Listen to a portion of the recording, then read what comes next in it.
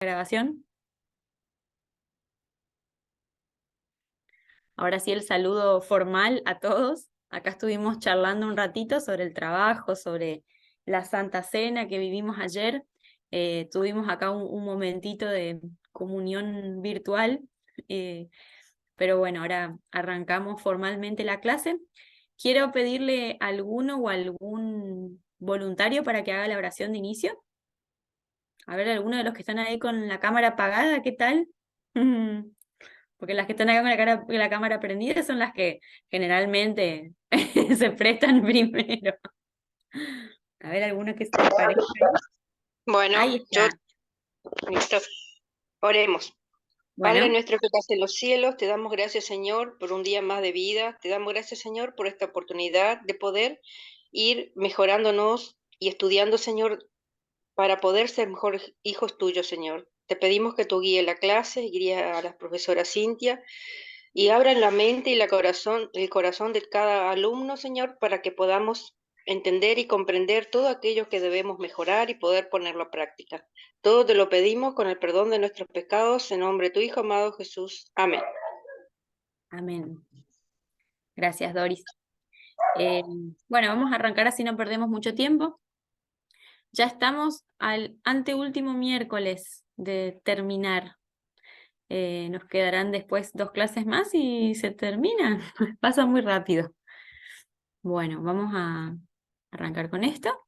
Nos habían quedado 2 temitas de la unidad 4, así que vamos a tratar de avanzar rápido con esto. Uno de los temas que nos había quedado, siguiendo con esta línea de la crisis, es la crisis y el paro.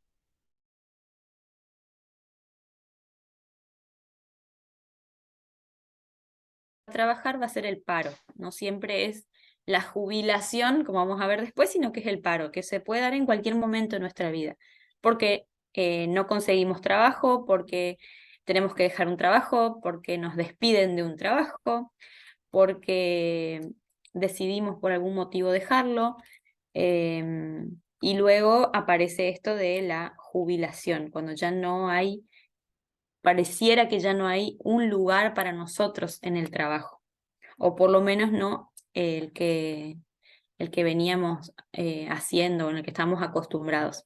Pero teniendo la idea del trabajo, bueno, a mí siempre me gusta buscar esto de dónde vienen las palabras, de toda la etimología, de cómo investigar. Y bueno, y justamente este autor ya viene con esto, ¿no? Y habla de dónde viene la palabra trabajo. Y dice que viene del latín, que es tripaliare, y que significa torturar, perdón, con el tripalium. O sea que ya tiene como eh, una acepción un poco rara, ¿no? Es como que uno dice, ¿en serio eso es el trabajo? Que dice que es una rueda de 3, ya les voy a mostrar la fotito, para que se den una idea. Acá, esto es un tripalium. Una rueda de 3 radios sobre la que estaba atado el condenado y se le rompían los miembros. Si quieren pueden buscar un poquito de información, pero eso es el tripalium. O sea que el trabajo, la palabra trabajo, viene de esa palabrita. Entonces como que uno puede decir, ¿en serio? Eso tiene que ser trabajar. Si le decimos esto a alguien que todavía no se recibió o que todavía no empezó su camino en el trabajo, ¿cómo se va a sentir? Eh, pero bueno, lo cierto es que a lo largo de la historia nosotros vamos a ver que diferentes significados. En ese tiempo era este el significado, pero eh, después de pasar como de algo degradante, porque no era nada lindo el significado de ¿qué pasa después? Al día de hoy, eso por ejemplo más o menos era en el siglo XVII, donde el que trabajaba perdía su nobleza, se decía, ¿no? Y hasta nuestros días, el trabajo es un derecho y es algo que nos define como personas, ¿no? Entonces nuestra sociedad, querramos o no, cuando uno ya es adulto, nos pone en un lugar del que trabaja y del que no trabaja. Es como la sociedad se divide entre los trabajadores y los parados, por decirlo así. Y nuestra sociedad como que se tiene un punto de vista más allá del el religioso, ¿no? De que uno va a tener que ganarse la vida con el sudor de la frente. Más allá de eso, incluso los que no tienen como la idea eh, de la Biblia, igual se tiene como cierto prejuicio tácito o manifiesto de que el que no trabaja, ¿en serio no trabaja? Como que no podría no trabajar, sea lo que sea. Hoy se considera un poco más el hecho de que la mujer, por ejemplo, que hace sus actividades, que hace las tareas domésticas, sí trabaja. Antes no. Era como, ¿y qué haces todo el día? Si cuidas a los hijos y trabajas y estás en la casa. Era como que no era un trabajo. Hoy sí se le da más valor, el valor que merece, porque es un trabajo que jamás termina, no es como cumplir unas horas y volvés y no lo haces más. Es más, también muchos, hombre y mujer que trabajamos afuera, volvemos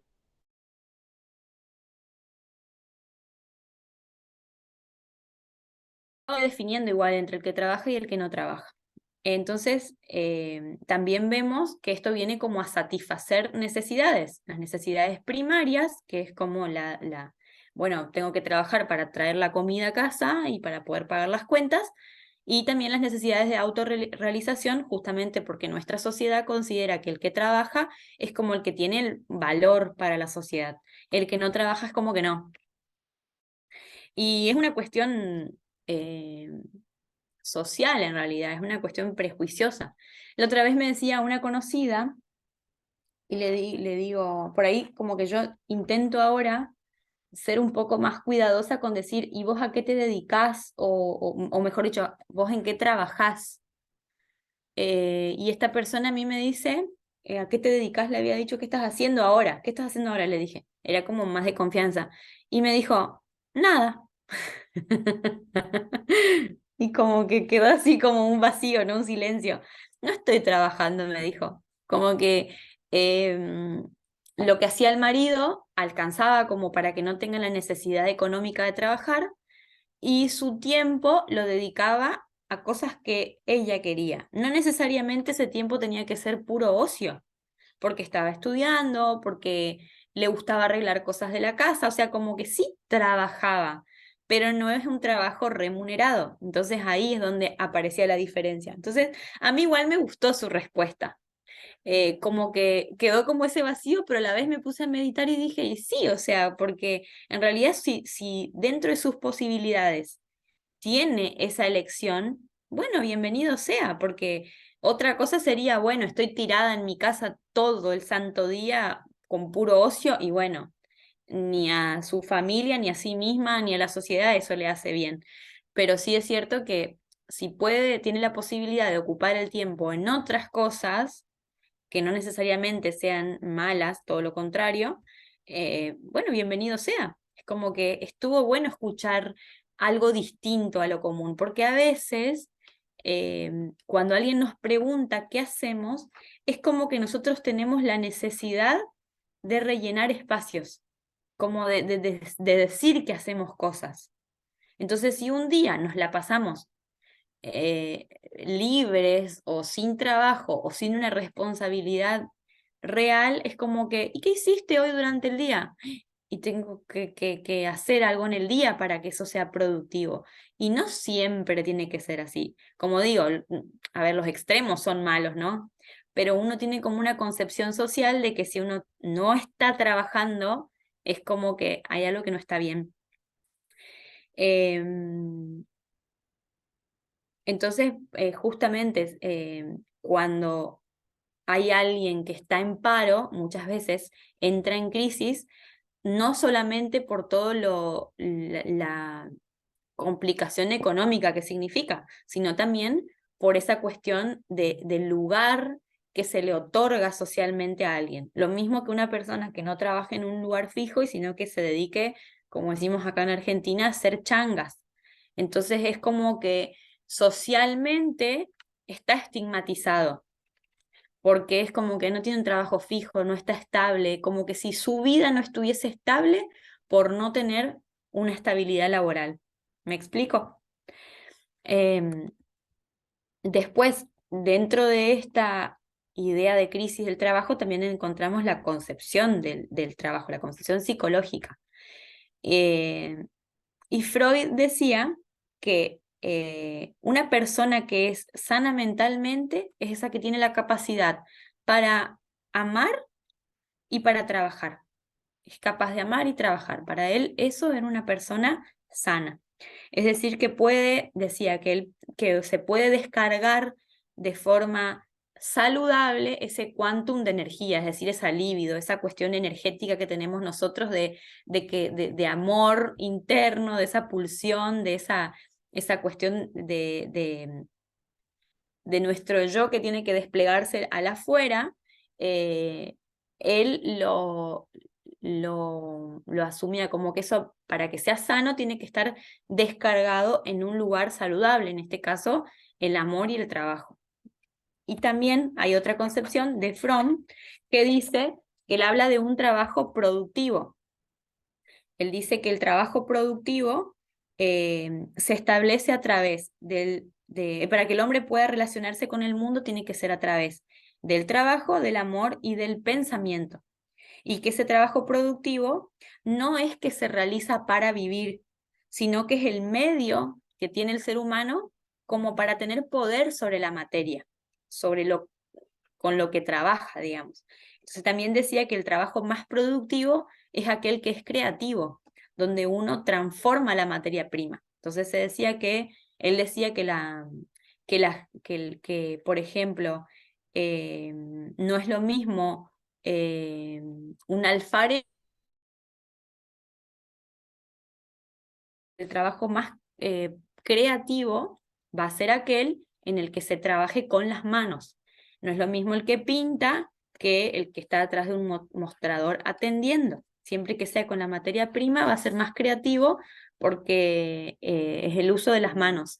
Antes se decía que las terapias que eran las más efectivas cuando no se tenía el conocimiento de las terapias actuales eran las de las manos. Era cocinar, bordar, hacer huerta, pintar. Y hoy en día sabemos que son recursos terapéuticos, ¿no? Que ayudan a que nuestra mente esté focalizada en algo que sea creativo y a la vez productivo. Bueno, él decía que la productividad está más relacionado a lo creativo, según su concepción. Dentro de lo que es la concepción psicológica del parado, encontramos también esta parte de patología, ¿no? Que es donde aparecen como las contras de estar sin trabajar. Y acá se habla de que en lo que se habla del trabajo en sí, se dice que hay como dos extremos, ¿no?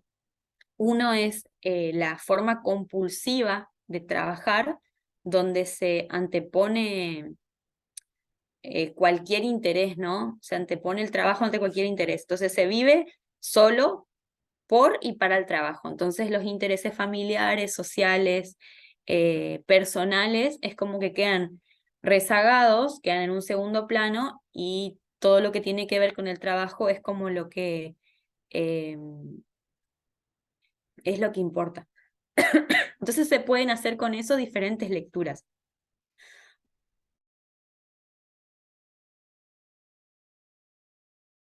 Entonces, esa seguridad extrema se ve eh, como disimulada con una seguridad externa en realidad. Entonces hay carencias internas y eso se tapa con el poder, con el dinero, entonces esas seguridades se vuelven como compensadas de una manera insana en realidad. Entonces eso es una forma de tapar la propia inseguridad, ¿no? También otra interpretación que se puede hacer es muchos utilizan el trabajo como una huida de la familia. Entonces, eh, para huir de los conflictos familiares, tengo la mejor excusa de que no estoy porque tengo que estar trabajando. O simplemente en algunos pueden ser como una ansia terrible del poder y del tener y del tener y del tener. Pero ¿qué pasa? en estos casos, en vez de favorecer el crecimiento personal, todo esto es una traba para ello, es un freno para el crecimiento personal. Se cree que por trabajar mucho va a ser un crecimiento personal, pero en realidad se logra todo lo contrario porque se le está perdiendo el interés a otras áreas quizás mucho más importantes o igual de importantes. No digo que el trabajo no sea importante, pero si se va a descuidar con eso a la familia, obviamente que hay un error ahí. Y obviamente que el otro extremo, por defecto, son todas las situaciones que llevan como una pérdida de la actividad laboral, ¿no? Se le dice como el síndrome del jubilado o el síndrome del parado, que es, como sabemos, también se le otorga esa misma idea de síndrome del parado, síndrome de jubilado a mucha gente que realiza actividades que no son remuneradas. Por ejemplo, el trabajo doméstico. eh, También se le conoce a la gente que hace algo y no le pagan, qué sé yo, por decirles, eh, a alguien le encanta pintar y pinta todo el día, pero nunca puede vender sus cuadros o no se anima a vender sus cuadros. También ese se le dice como el síndrome de ama de casa, como que el que trabaja sin que le paguen. Em, entonces, la falta de trabajo como que también puede generar un montón de malestares psicológicos a la persona y como siempre vemos, como lo que veníamos viendo hasta ahora, hay diferentes formas de reaccionar en las que van a ver que se repite mucho esto de la proyección hacia el afuera, donde, bueno, no trabajo porque no supieron valorarme, porque ahí son todos unos inútiles, entonces no hay lugar para mí, eh, la sociedad es malvada, qué sé yo, no le da lugar a lo que uno sabe hacer, nunca hay trabajo para nadie, muchas excusas que seguramente ustedes también escuchan.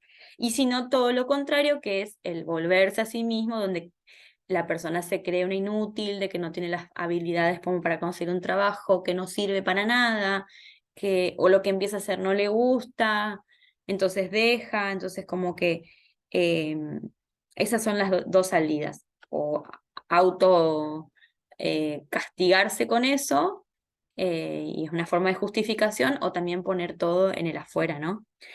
Ahora, eh, hay una tercera vía, una tercera salida de esto dentro de la psicopatología del parado, que es la huida.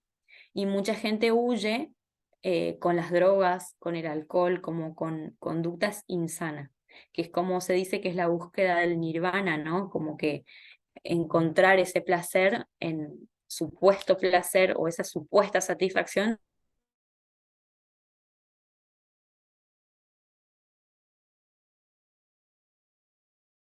Un claro ejemplo, por ejemplo, ahí como les digo, es la ludopatía, ¿no? El de creer que uno va a tener algo jugando. Los casinos no están hechos para que uno gane, así de simple. Si no, no existirían, si no sería un negocio para ellos, ¿no? Pero es increíble el mal que hacen. Yo tengo un conocido más joven que yo que tiene un serio problema con la ludopatía y es increíble cómo destruyó toda su familia. O sea, su pareja está al punto de que esta es la última, pero como que decidió bancarlo sabiendo que es una patología, sabiendo que está dentro de una patología. Pero es muy duro porque la intención del cambio está a medias, porque aparece más la justificación, pero es tan fuerte que le puede, digamos. Entonces es un trabajo con que necesita mucho soporte, ¿no? En este caso. Buscar un escape, dice Liti, sí, sí, totalmente. Eh, pero bueno, también otra cosa es que lo que puede llevar el no trabajar, el parado, es como cambiar toda la dinámica familiar, porque mucha gente estaba acostumbrada a cierta forma de vida y, y el hecho de que ahora no se tenga la misma se disponga de la misma cantidad de dinero, generalmente uno no está acostumbrado a ir de más a menos. Uno no está acostumbrado a eso. Es como que para uno es re fácil acostumbrarse de menos a más. siempre es más fácil. Ahora, cuando hay que hacer un retroceso, eso cambia la dinámica familiar un montón. Y ni hablar si a veces el tiempo que se comparte también cambia. Esto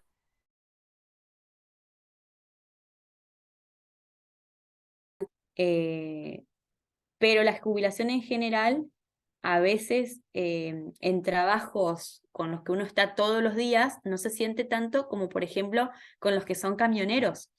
Cuando el camionero se jubila, es un tiempo que pasa en la casa que antes no estaba, pero de manera drástica. Y muchas parejas terminan separándose justamente cuando empiezan a vivir juntos, porque antes no era como una forma de vida continua. Entonces, muchas parejas entran en una crisis bastante grande en ese momento, justamente porque tienen que compartir un tiempo que antes no estaba. Entonces, tiene que ser una dinámica, al ser una dinámica familiar distinta, tiene que haber mucha predisposición de ambos lados como para que sea linda esa convivencia, ¿no? Entre todo eso también está la crisis y la jubilación. Ay, ¿qué le pasó a esto?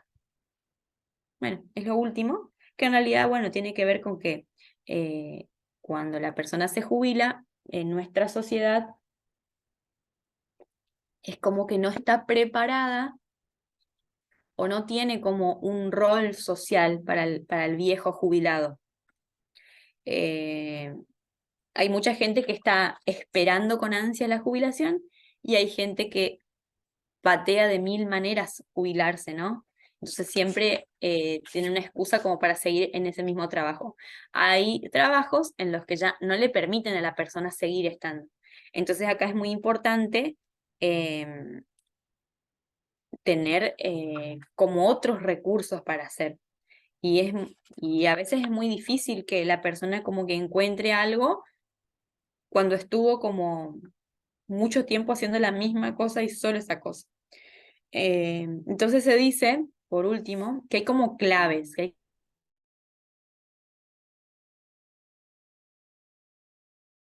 por ejemplo, la jubilación por enfermedad, por la cierra de se cierra la empresa o porque ya se llegó a la edad. eh, por más que eso puede ser como un poco traumático, eh, es como la forma de prepararse es que ahora que nosotros vivimos la vida laboral como que en su mayor énfasis, entender que eso es una etapa, ir entendiendo que es una etapa que tiene un principio, porque no todos trabajamos desde chicos, algunos sí, otros no, pero que en algún momento va a tener un fin. Y una sana jubilación no es improvisada, sino que tiene que tener como como se dice, como su precalentamiento. Entonces, como ese precalentamiento puede durar años, que sabiendo que uno se va a jubilar, puede ir invirtiendo en algún tiempito en ideas de otras cosas que no impliquen tanto esfuerzo físico, como decíamos, en algo artístico. Hoy no hay como un rol para el jubilado, sin embargo, se intenta mucho, que son los espacios, por ejemplo, en algunos centros de jubilados, o por ahí hay lugares específicos como para hacer actividades, sean deportivas, artísticas, que tengan como su lugar para el jubilado. Sobre todo, otra cosa importante para prepararse es la conversación en la familia, porque cuando se acerca cierta edad, todo el mundo se da cuenta, pero a veces pasa eso de la conspiración del silencio. Entonces todos sabemos que te quedan 2 años para jubilarte, pero nadie dice nada. Entonces, eh, no solo afecta a la persona, sino que afecta al clima, al sistema familiar, entonces es importante que se pueda conversar. Y eh,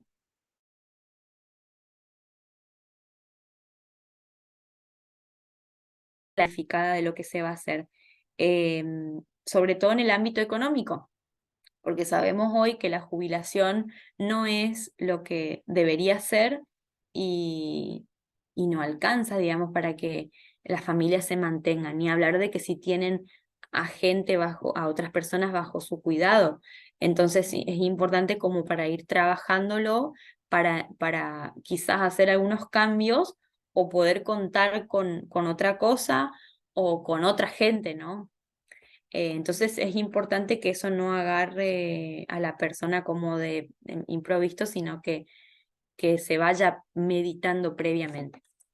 Y el último Permiso, tema, Cintia. sí, por Permiso, favor. ¿te puede? Sí, Cintia, por vos favor. sabés que ese tema de jubilados, a mí siempre me llamó mucho la atención después que mi madre quedó sola y bueno, empezó a asistir a un centro de jubilados donde realmente tienen muchas actividades. Y yo veo lo bien que esas personas se sienten ahí, porque es como decís, Qué bueno. es un cese del trabajo de ellos, ¿no es cierto? Y bueno, y como que la jubilación no alcanza y si se quedan sentados en la casa pensando que no me va a alcanzar, que esto, que aquello, al tener una actividad extra que le haga, acá por ejemplo, donde va mi madre, hacen actividad física, hacen pintura, tienen danzas, Qué almuerzan lindo. juntos, es un grupo realmente muy lindo. O sea que eso es algo que nosotros como iglesia tendríamos que implementar en las iglesias, ¿no? Atención al mayor en ese sentido de darle ese apoyo que necesitan, pero, o sea, no solamente, viste, por ahí visitas y apoyo pastoral y estar, por ejemplo, orando por la enfermedad o por esto, por aquello, sino darle una salida, ¿no es cierto?, que ellos puedan sentirse útiles. Porque mucha gente, una vez que se jubila, ya dice, ah, yo no sirvo más para nada, ya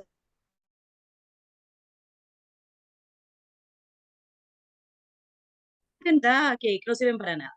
Digo, ahora, qué lindo sería de parte de la iglesia abrir un espacio, ¿no es cierto? Por ejemplo, los días jueves o martes o miércoles, cualquier día, ¿no es cierto?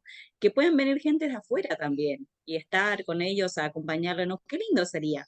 Porque yo veo ahí mi madre tiene 81 años y ella nos pone las tapas cada uno de nosotros acá, ¿eh? Es re ágil para todo, no toma ninguna medicación, nada, nada, nada, re bien. Pero eso yo veo que le incentiva a seguir. Cuando entran en vacaciones en diciembre hasta marzo, es como que no tienen lo que hacer, ¿viste? Están re acostumbrados a juntarse 2 veces a la semana. Es algo muy lindo, la verdad que Está bueno. algo como para pensar, ¿viste? Para implementar en las iglesias locales con él. Muy interesante. Interesante. Y Liti dice ministerio de abuelos en la iglesia.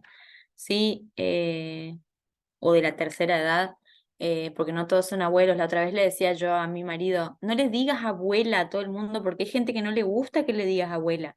Y él, abuela, abuela, abuela, así como con cariño, ¿no? Y una señora le dijo, yo no tengo nietos. Le dijo, entonces le digo, deja de decirle abuela a la gente. Porque es cierto, a algunos no le gusta, porque son abuelitos, decía él, es una abuelita, bueno, pero no tiene nietos todos.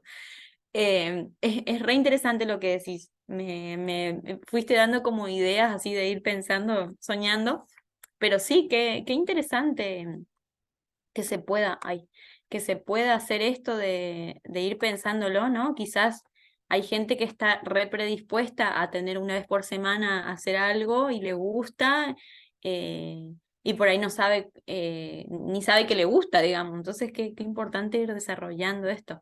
Justamente, acá en Argentina se...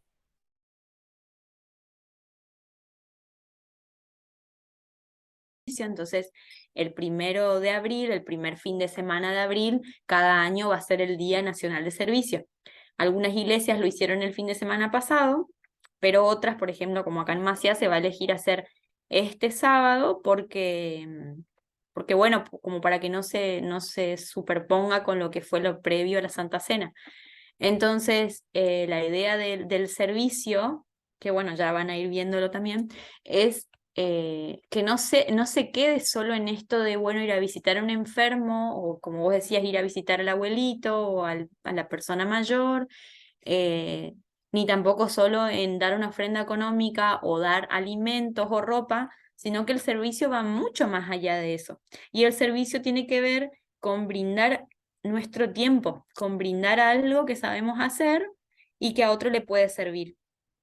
Y no sé, en este caso se me ocurre, bueno, capaz que te sale re bien las actividades físicas, entonces puedes organizar algo que sea como adaptado a la condición física de la persona en la tercera edad y se pueda aplicar en un taller o hacer algo. Está bueno. me gusta. Sé que Noverá se empezó a hacer, si no me equivoco, con Abraham y con Bere, me parece que en ese tiempo había surgido este ministerio y se hicieron muchas actividades. Entonces estaría bueno tomando también estas cosas, pensarse quién te dice algo más continuo o algo más fijo. No sé. Hola Cintia, ¿sí? ¿Puedo? Sí, obvio. En nuestro grupo hicimos el grupo de abuelos, no todos son jubilados, pero una vez por mes nos reunimos a comer. Pero bueno, está bueno por el hecho de que los jóvenes tenían su juntada y siempre los jóvenes y los abuelos, las personas,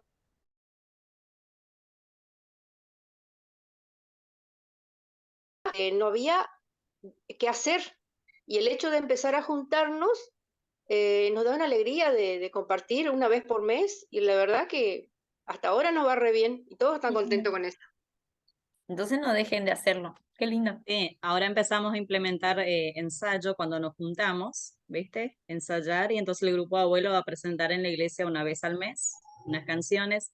Y yo le veo más allá cuando se armó ese grupo de cena, digamos, de almuerzo, de juntadas, como dice Doris, y yo ya como que le veía, le echaba la mirada más allá, que el día de mañana esto vaya, Dios quiera, ¿no? Que podamos seguir creciendo en eso, que podamos trabajar en esa área porque hay algunos abuelos que somos jóvenes todavía, ¿no es cierto? O sea, que podemos ayudar a otras personas que quizás están con más edad o lo que sea. O, por ejemplo, ahí donde va mi madre, por ejemplo, contratan chicas para educación física, para pintura, para danza, tiene, o sea, no es, cobran lo mínimo porque la municipalidad ayuda, pero es algo muy lindo, yo le veo a mi madre como ella está, pila a pila, y así las personas que van al grupo, vos llegás y es un ánimo, es una alegría, o sea, ellos se sienten vivos. Las personas Lindo. cuando van quedando con una cierta edad, como vos decís que se jubilaron, que ya no tienen más esa responsabilidad de cumplir horarios ni nada, mucha gente se enferma, y se enferma de tal manera que se postra. El Entonces, el tema de tener una nosotros, actividad, sí, es muy bueno. el tema de nosotros es que necesitamos un rol. Y generalmente el jubilado tiene el rol de jubilado. Y eso es lo que genera tanta carga negativa. Entonces es interesante pensarlo de otro lado. Ahora, antes de darle lugar a Liti, les digo, tengan en cuenta igual esto de la, que parece simple, pero tengan en cuenta lo de la palabra abuelos. Porque quizás hay alguno que no vaya, porque no tiene nietos. Y es una palabra que uno la utiliza con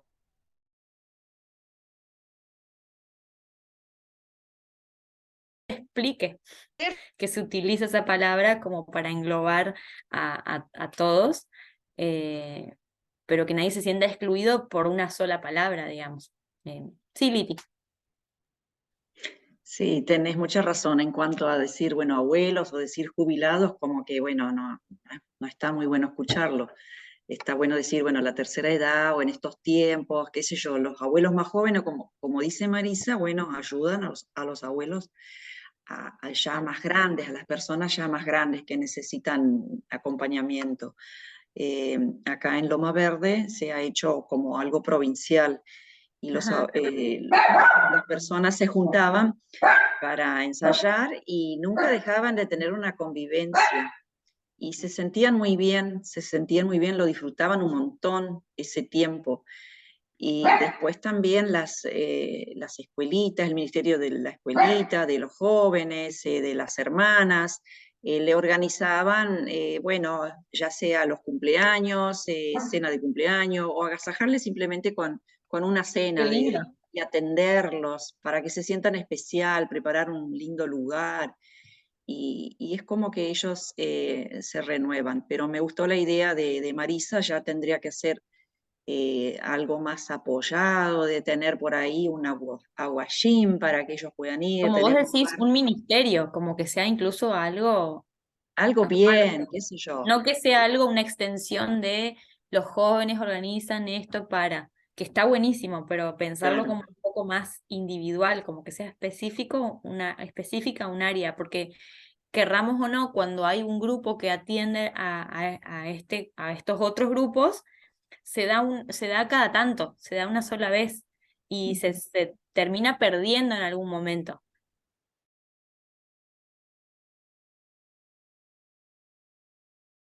implica más trabajo, pero hay mucha gente que está justamente acá en Maciá. Bueno, ahora tenemos como la tarea, algunos, de orar por personas y que Dios nos ponga, digamos, esas palabras en mente, de las que están pero no están. Hay mucha gente que está pero no tiene una función o no están haciendo algo y tienen, quizás es porque no encuentran qué hacer. Entonces me parece que surgen un montón de ideas de cosas y pareciera como que siempre falta gente o que siempre van a ser los mismos. Entonces, al surgir nuevas ideas, puede que también esta gente que no tiene una función específica o que no está trabajando ahora también encuentre como su lugar. Entonces, creo que puede surgir algo lindo de todo esto. Qué buenas ideas van surgiendo acá. Tendríamos que mandar esto que estamos hablando y al resto de la iglesia. Pero bueno, ustedes pueden ser impulsores también de esto. Terminamos con esta última partecita, que ya es lo último, les prometo, de esta unidad. Es cortito, que la última que tiene que ver es la crisis de cuando el enfermo es un niño. Por ahí eso es como que trae mayores complicaciones y es como que genera otras cosas, ¿no? No es lo mismo decir que hay una persona mayor que está enferma o tal adulto tiene una enfermedad, como cuando se habla de alguien tan indefenso como un niño, una niña o un bebé. Dentro de esto, digamos, hay como problemas psicológicos generales que se dan cuando aparece la enfermedad en un niño. Y el riesgo hay un riesgo, digamos, de que la experiencia traumática para cualquier adulto que puede, cualquier enfermedad, por ejemplo, que puede ser vivida como traumática para un adulto, en la edad de niños, puede convertirse aún más en una experiencia traumática justamente porque no tiene desarrolladas las habilidades psicológicas, no tiene una madurez total en este tiempo en el entender realmente qué significa estar enfermo. Entonces el hecho traumático puede ser incluso más traumático. Sobre todo cuando la enfermedad va en los niños de hasta 3 y 4 años, se complica aún más, como les digo, porque hay una inmadurez cognitiva, una inmadurez afectiva para comprender y aceptar experiencias de dolor, de malestar y de privación, porque un niño chiquito, prohibirle que se mueva, eh, es como una de las peores cosas que se le puede hacer a un niño, ¿no? Entonces no entiende por qué le duele y la queja es puramente con eso. Entonces son experiencias muy, muy duras para los padres, para todo el que vive cerca, porque es difícil la contención cuando hay mucho dolor en estas edades. Cuando son un poquitito más grandes van entendiendo un poco más porque quizás algunos pueden permanecer más quietos, pero no por eso es menos complicado, porque en realidad tampoco hay una madurez total en lo psicológico, en lo afectivo, en lo cognitivo, ¿no? Y justamente los niños tienen un mecanismo de defensa más marcado en esto y es donde aparecen, digamos, las verdaderas regresiones, ¿no?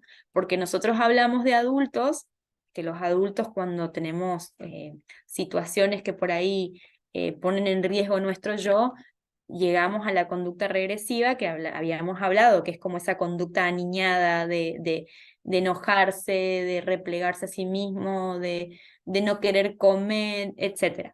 En los niños se habla de la verdadera regresión porque hay, digamos, un paro en muchas de las habilidades que deberían estar desarrollándose de manera natural, ¿no?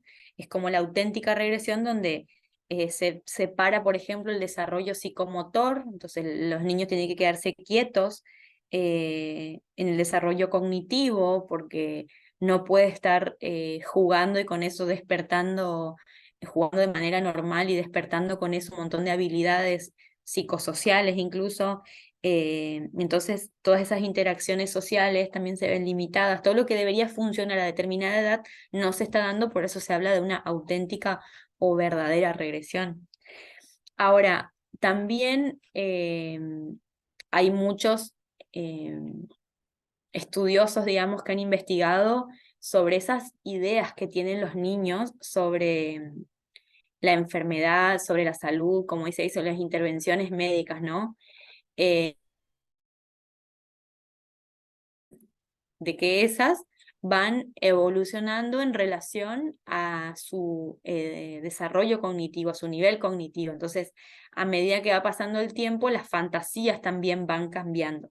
Y primeramente, ellos van teniendo como, hay un autor en psicología que se llama Piaget, que va hablando de etapas desde la primera infancia hasta la adolescencia, y en un periodo de la infancia se habla de que está lo sensorio-motor, donde primero es todo sensaciones, movilidad, después más llegando a la pubertad, tienen como el periodo concreto donde las cosas son como son, o sea, si me duele la panza es porque me duele la panza, o sea, lo entiendo directamente. Recién después, cerca de los 11, 12 años, quizás hoy en día puede ser un poquito antes, porque hay como más evolución, es como que van teniendo un pensamiento un poco más en relación a que las cosas, a que la causa, ¿no? A la causa-efecto, ¿no? Entonces, me está pasando esto porque tal cosa. Entonces ahí es donde el concepto de enfermedad puede ser elaborado como poco a poco, de una manera más comprensiva, pero hasta esa edad no. Entonces como que aparecen muchas ideas que no son obviamente entendidas como uno las entiende. Por eso la muerte tampoco las entienden igual. eh, Hay un montón de concepciones distintas para los niños, ¿no? Y es importante que uno pueda ir acompañando estos caminos que tiene la niñez. Ni hablar si se trata en una enfermedad, ni hablar si se trata de alguien de nuestra familia, ¿no? Eh,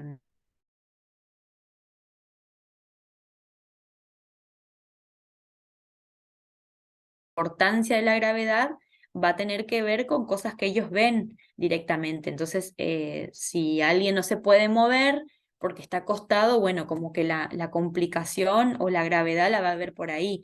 Recién cuando van siendo un poco más grandes, entre los 11 y 12 años, pueden entender qué significa, por ejemplo, un cáncer. Entonces, puede ir entendiendo, no es que lo van a entender al 100%. Entonces, puede que un día su mamá que está padeciendo el cáncer se siente re bien, ellos ya van a ir entendiendo que eso no significa que se curó, sino que es propio de la enfermedad, por ejemplo. Con un niño más chico es como que, bueno, ya está, ya se curó. Ni hablar de cuando se trata de cuando el enfermo es un niño. Entonces me empiezo a sentir bien, ya está, pero de golpe me empiezo a sentir mal. Entonces como que la cabecita no llega a esa comprensión real de que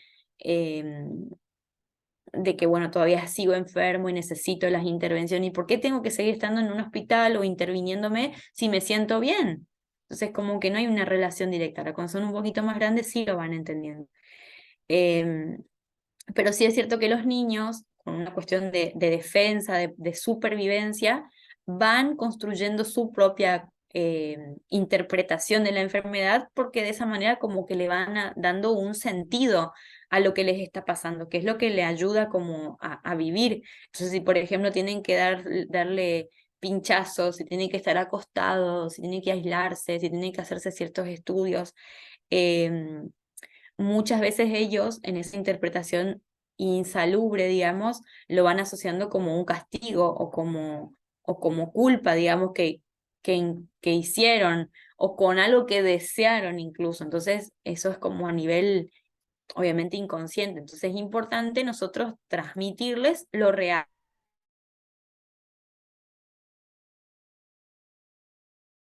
Niño. Por ejemplo, si alguien muere en la familia y uno no le dice o le dice que se fue, entonces, cada vez que el niño se desprenda de sus figuras de apego, va a tener el riesgo de que esa persona se vaya y nunca más vuelva. Entonces, qué importante enseñarle lo real de la muerte, lo real de ir a un velorio, ¿por qué no? Entonces, como que muchas veces tenemos que pensar que los miedos son de las malas interpretaciones de las cosas de nosotros adultos, no de los niños. Entonces, los miedos, los fantasmas, muchas veces son nuestros transmitidos a los niños. Y acuérdense lo que hablamos hoy, ayer, el lunes, de lo que es la significancia del dolor. El dolor es aprendido, entonces muchas veces hay cosas que los niños están sufriendo como un dolor y depende del significado que como adultos les demos y qué acompañamiento tengan o no, ese niño va a sufrir más o menos.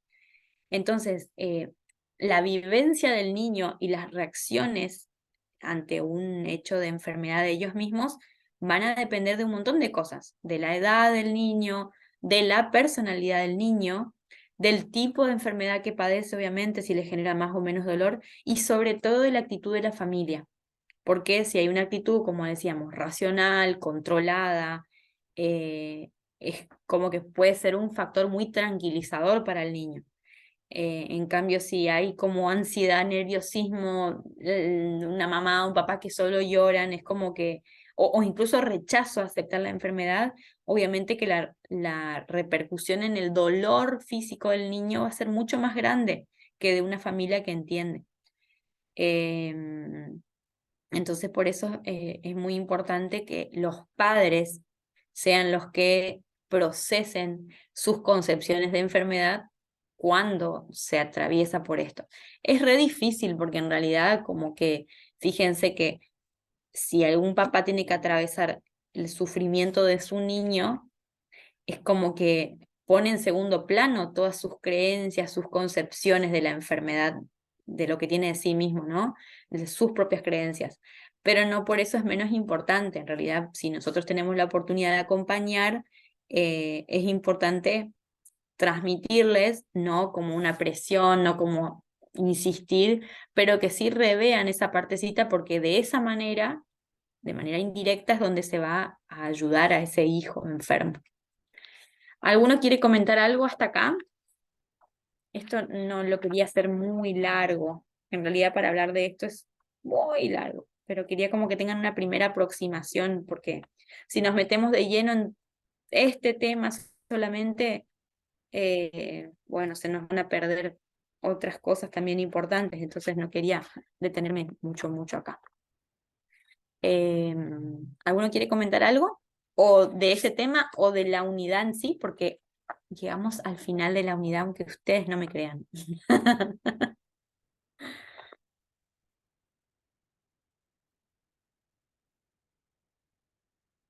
Si no es así, Yo tengo algo para comentar.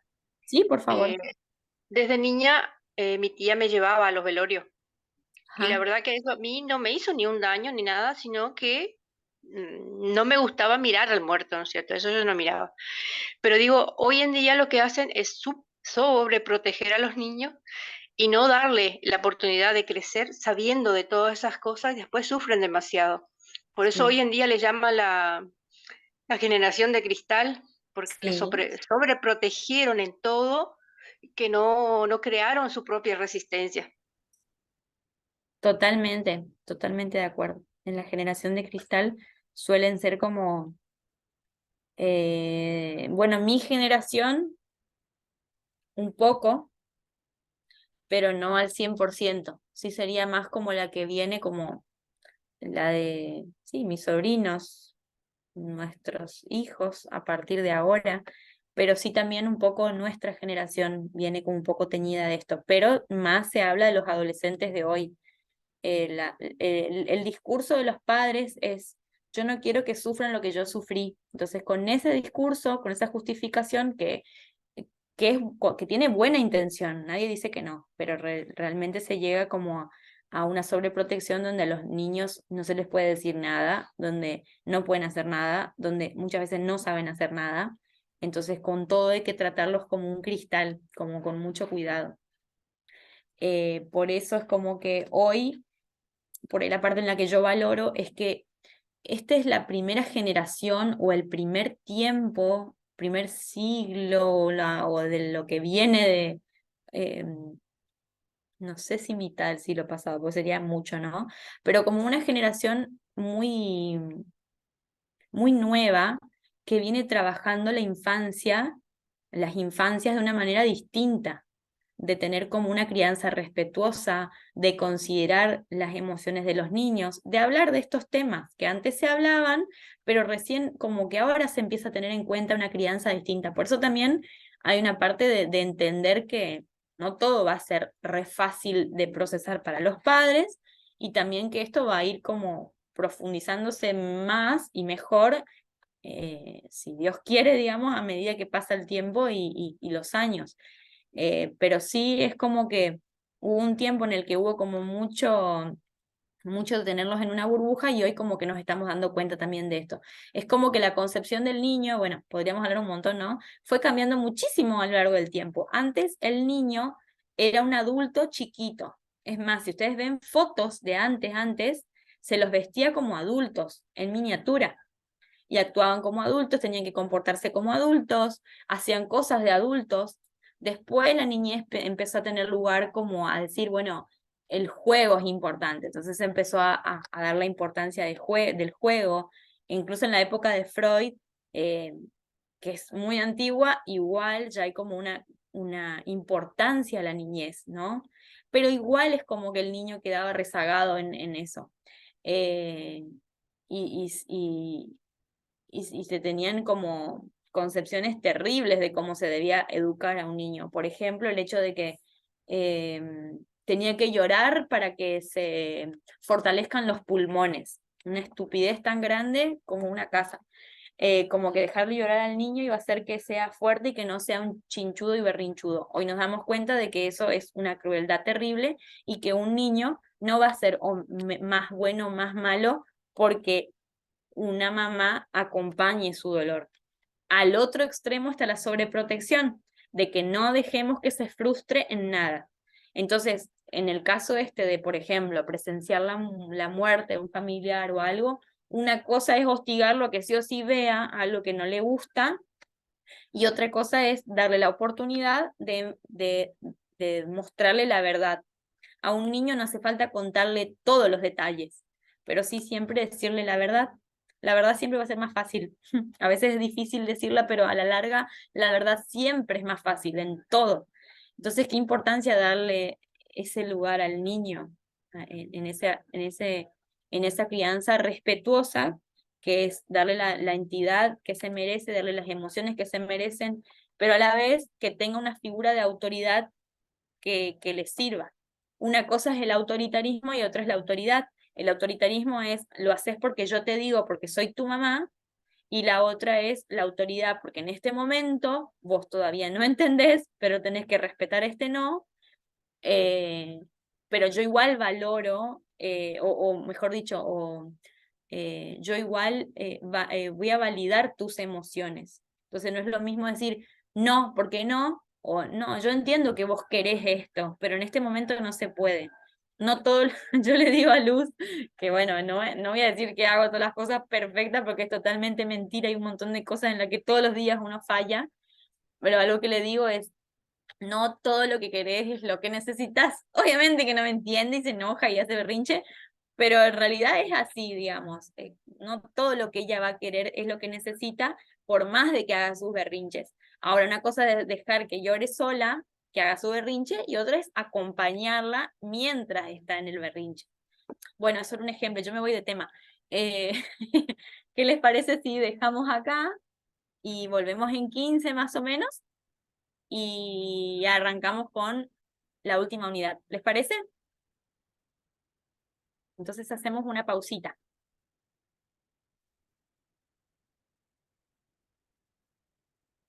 Anda mi querido Abraham por ahí para que haga la pausa.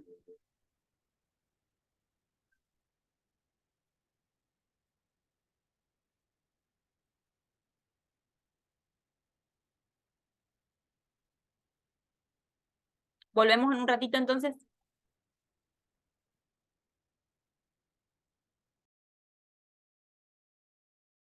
Sí, ahora le paramos la clase.